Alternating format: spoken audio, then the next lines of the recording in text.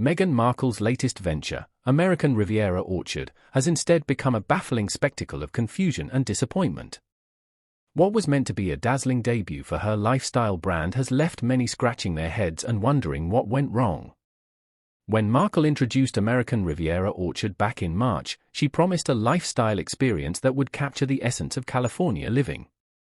Instead, we were treated to vague Instagram posts, odd videos of her twirling in a ball gown in her kitchen, and a conspicuous absence of actual products. It felt less like a brand rollout and more like a scene from a gothic horror film, where the only thing missing was the merchandise. One would expect a lifestyle brand to have something to sell, but Markle seemed to believe her celebrity status alone would suffice. The launch quickly spiraled into ridicule, but perhaps Markle was unfazed, convinced that any publicity is good publicity. Then came the infamous jam scam, where she reportedly sent out 50 jars of homemade jam to select celebrities. Yet, curiously, no one has ever laid eyes on these jars. Did she truly whip up a homemade batch, or was it merely an elaborate marketing ploy? The lack of transparency only fueled the fire of skepticism, leading to more mockery. In a desperate attempt to revive her faltering brand, Markle doubled down, literally. She launched dog biscuits and more jam, as if the world was clamoring for more of her culinary creations. Rumors of a potential cooking show surfaced, but like many of her other ambitions, it never materialized.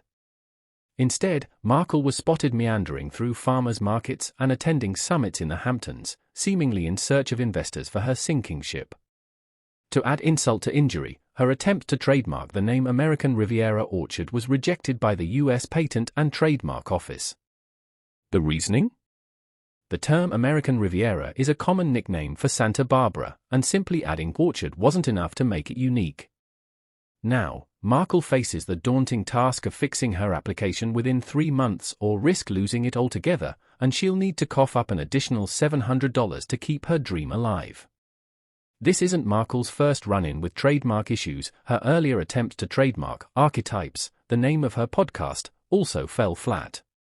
One would think she might reconsider her brand-building ambitions after such setbacks. Meanwhile, King Charles is quietly showing her how it's done, with the successful launch of a line of limited-edition scarves inspired by the late Queen Elizabeth. His collaboration with eco-friendly designers has not only sold out but has also embraced sustainability, contrasting sharply with Markle's struggles. The real issue at hand is Markle's obsession with instant success.